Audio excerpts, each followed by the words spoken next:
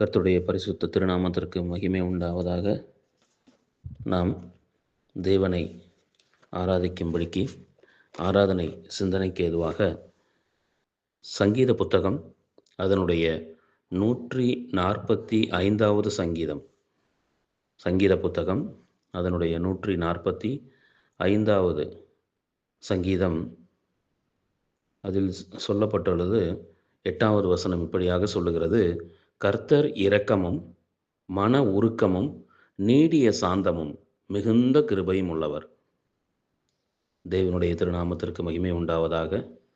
அதைத் தொடர்ந்து நாம் 9வது வசனத்தை கூட வாசிக்கும் பொழுது, கர்த்தர் எல்லார் மேலும் தயவுள்ளவர், அவர் இரக்கங்கள் அவருடைய எல்லா கிரியைகளின் மேலும் உள்ளது என்று எழுதப்பட்டிருக்கிறது. தேவனுடைய அன்பை குறித்து பரிசுத்த வேதாகமம் அநேக இடங்களிலே நாம் அதை காண முடியும். வேத சத்தியங்களின் மூலமாக அதற்கு நீங்கள் எனக்கு சாட்சிகள் என்று கர்த்தர் சொன்னதின் அடிப்படையிலே நம்மை உயிருள்ள சாட்சியாக அவர் நிறுத்தி இருக்கிறார். இப்படியாக இங்கே சங்கீதத்திலே சொல்லப்பட்ட இந்த வசனமானது 145 8வது வசனமானது கர்த்தர் இரக்கமும் மன உருக்கமும் நீடிய சாந்தமும் மிகுந்த கிருபையும் உள்ளவர் என்கிற இந்த சத்திய வார்த்தையானது அதனுடைய ஆதாரமாக, அதனுடைய விளக்கமாக நாம் தொடர்ந்து பார்க்கும் பொழுது, ரோமருக்கு எழுதின நிருபத்திலே மனிதன் என்பவன் யார் என்கிறதை குறித்து அழகாக தெளிவாக ரோமர் புத்தகம் வெளிப்படையாக காண்பிக்கக்கூடியதாக இருக்கிறது. ரோமர் புத்தகம் முழுவதும் மனிதனுடைய சுபாவங்கள், மனிதன் என்பவன் யார், அவன் பாவத்திற்கு உள்ளாக்கப்பட்ட பிறகு அவனுடைய குணாதிசயம் எப்படியாக மாறி போனது என்கிறதை குறித்து தெளிவாக சொல்லுகிறது. ஆதாமினுடைய கீழ்ப்படியாமையினாலே சொல்லப்பட்ட அந்த தள்ளப்பட்ட அந்த வாழ்வானது தலைகீழான ஒரு வாழ்வாக மாறிப்போனது.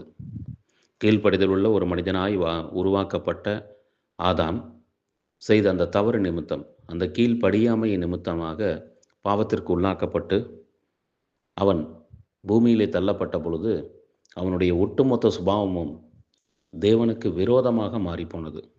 அதை ரோமருக்கு எழுதின புத்தகம் மனு குலத்தினுடைய ஒட்டுமொத்த குணாதிசயத்தையும் அது வெளிப்படையாக காண்பிக்கிறது.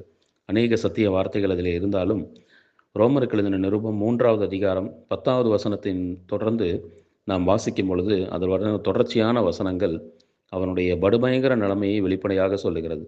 அந்தபடியே நீதிமான் ஒருவனாகிலும் இல்லை, உணர்வுள்ளவன் இல்லை, தேவனை தேடுகிறவன் இல்லை, எல்லோரும் வழிதப்பி ஏகமாய் கெட்டு போனார்கள், நன்மை செய்கிறவன் இல்லை, ஒருவனாகிலும் இல்லை. அவர்கள் தொண்டை திறக்கப்பட்ட பிரேத குழி, தங்கள் நாவுகளால் வஞ்சனை செய்கிறார்கள். அவர்களுடைய உதடுகளின் கீழ் பாம்பின் விஷம் இருக்கிறது. அவர்கள் வாய் சபிப்பினாலும் கசப்பினாலும் நிறைந்திருக்கிறது. அவர்கள் கால்கள் இரத்தம் சிந்துவதற்கு தீவிரிக்கிறது. நாசமும் நிர்பந்தமும் அவர்கள் வழிகளில் இருக்கிறது. சமாதான வழியை அவர்கள் அறியாதிருக்கிறார்கள்.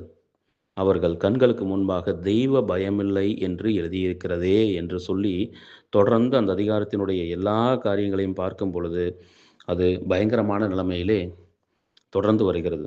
அதே அதிகாரத்தினுடைய 23வது வசனம் இப்படியாக முடிகிறது: எல்லோரும் பாவம் செய்து தேவ மகிமையற்றவர்களாகி என்று இங்கே முழுமையாய் மனிதனுடைய சுபாவத்தை வெளிப்படுத்துகிறது.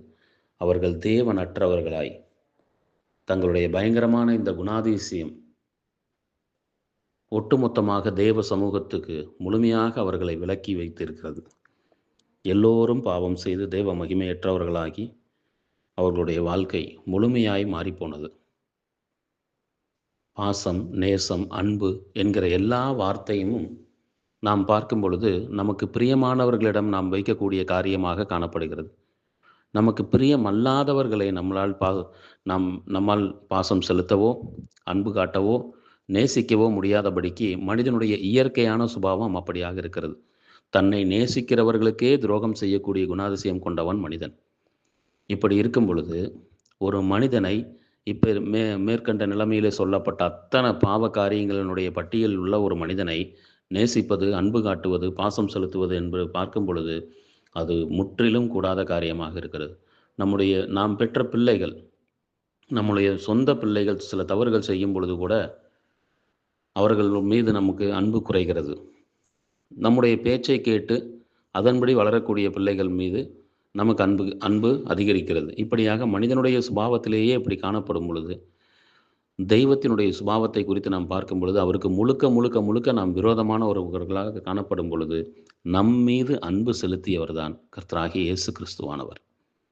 திரியேக தெய்வமாய் பிதா, குமாரன், பரிசுத்த ஆவியாக திரியேக தெய்வமாய் தேவன் ஒருவரே, தேவனுக்கும் மனுஷருக்கும் மத்தியஸ்தரும் ஒருவரே என்று கர்த்தராகிய இயேசு கிறிஸ்துவானவர் நமக்காக மத்தியஸ்தராகி,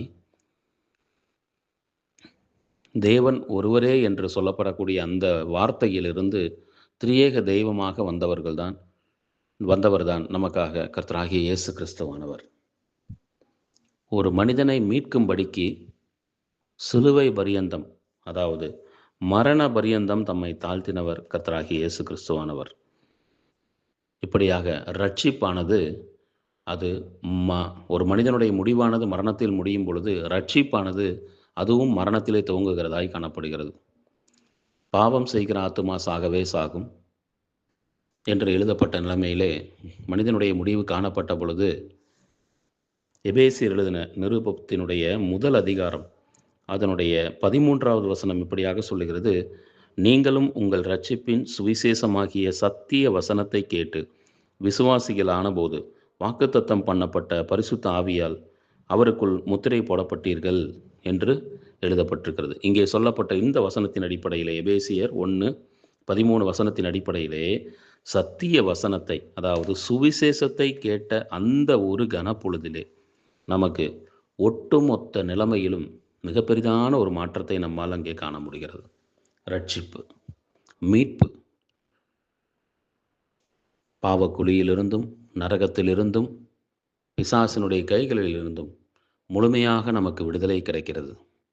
அந்த விடுதலையானது நம்மை திரியேக தெய்வத்தினிடத்திலே கொண்டு வந்து சேர்க்கிறது. இயேசு கிறிஸ்துவின் இரத்தம் சகல பாவங்களையும் நீக்கி நம்மை சுத்திகரித்திருக்கிறது மாத்திரமல்லாமல், அவரே வழியும் சத்தியமும் ஜீவனுமாய் அவர் அண்டைக்கு, அவருக்குள்ளாக, அவருடைய இரத்தத்தின் மூலமாக பிதாவாகிய தெய்வத்தை தரிசிக்கும் பாக்கியத்தையும், அவரிடத்தில் வந்து சேரும் பாக்கியத்தையும் பரிசுத்த ஆவியாகிய தேற்றரவாளன் முத்திரை போடப்படுகிறார் நம் மீது. இப்படியாக நாம் இலவசமாய், ரோமர் 3:24 வசனத்தின் அடிப்படையிலே, இலவசமாய் அவருடைய கிருபையினாலே கிறிஸ்து இயேசுவில் உள்ள மீட்பை கொண்டு நீதிமான்களாக்கப்படுகிறார்கள் என்று எழுதப்பட்டிருக்கிறது. இலவசமாய் அவருடைய கிருபையினாலே கிறிஸ்து இயேசுவில் உள்ள மீட்பை கொண்டு நீதிமான்களாக்கப்படுகிறார்கள் என்று ரோமர் 3:24 வசனத்தின் அடிப்படையிலே இலவசமாய் ரட்சிக்கப்பட்டோம். இலவசமாய் ரட்சிக்கப்பட்டோம். எபேசியர் 2:1 சொல்லப்பட்ட அக்கிரமங்களினாலும் பாவங்களினாலும் மரித்தவர்களாயிருந்த உங்களை உயிர்ப்பித்தார் என்று எழுதப்பட்டிருக்கிறது. எபேசியர் 2:1 அக்கிரமங்களினாலும் பாவங்களினாலும் மரித்தவர்களாயிருந்த உங்களை உயிர்ப்பித்தார் என்று சொல்லப்பட்டிருக்கிறது. மரித்து கிடந்த நம்மை, பாவத்தில் மரித்து கிடந்த நம்மை, அக்கிரமம், பாவம் இப்படியாக காணப்பட்ட நம்மை அவர் அந்த காரியத்திலிருந்து விடுதலை செய்து நம்மை உயிர்ப்பித்து தேவன் தம்மண்டைக்கு சேர்த்து கொண்டார். தம்மண்டைக்கு சேர்த்து கொண்டார். இது ஒருவரும் பெருமை பாராட்டாதபடிக்கு இது கிரியையினால் உண்டானதல்ல என்று அதே அதிகாரத்தில் எபேசியர் 2:2 அதிகாரம் 9வது வசனத்திலே இப்படியாக எழுதப்பட்டிருக்கிறது. 8வது வசனம் இப்படியாக சொல்லுகிறது: கிருபையினாலே விசுவாசத்தை கொண்டு ரட்சிக்கப்பட்டீர்கள், இது உங்களால் உண்டானதல்ல, இது தேவனுடைய ஈவு என்று எழுதப்பட்டிருக்கிறது. தேவனுக்கே மகிமை உண்டாவதாக. தேவனுக்கே மகிமை உண்டாவதாக. இங்கே சொல்லப்பட்டுள்ள சங்கீதம் 145 அதனுடைய 8வது வசனம் ஆராதனை சிந்தனைக்கு ஆதாரமாக நாம் எடுத்துக்கொண்ட அந்த சத்திய வார்த்தை, கர்த்தர் இரக்கமும் மன உருக்கமும் நீடிய சாந்தமும் மிகுந்த கிருபையும் உள்ளவர் என்று எழுதப்பட்டது. இந்த வசனத்தின் அடிப்படையிலே தேவன் தாமே இப்படியாக நம்மளை மீட்டெடுத்து அவர் அண்டைக்கு சேர்த்து கொண்டுள்ளார். ஆம், நம் கர்த்தர் இரக்கமும் மன உருக்கமும் நீடிய சாந்தமும் மிகுந்த கிருபையும் உள்ளவர். என்னையும் உங்களையும் அவர் அண்டைக்கு சேர்த்து கொள்ளும்படிக்கு அவர் தாமே இப்படியாக சிலுவை பரியந்தம், மரண பரியந்தம் தம்மை தாழ்த்தினவராகி எனக்கும் உங்களுக்கும் அந்த பாவக்குழியிலிருந்து மிகப்பெரிதான விடுதலையை கொடுத்தார். இயேசு கிறிஸ்துவின் இரத்தம் சகல பாவங்களையும் நீக்கி சுத்திகரித்திருக்கிறது மாத்திரமல்லாமல்